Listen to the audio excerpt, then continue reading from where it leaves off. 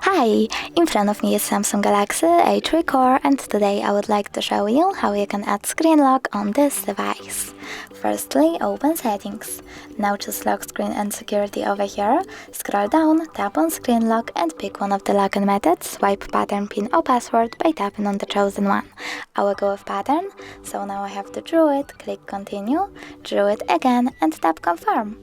If you want to turn on or off notifications on your lock screen, you can do that by clicking on this switcher. When you're done, click Done. So now when I turn off my screen and turn it back on, I can see that pattern is now required.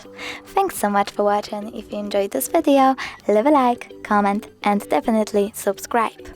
Bye!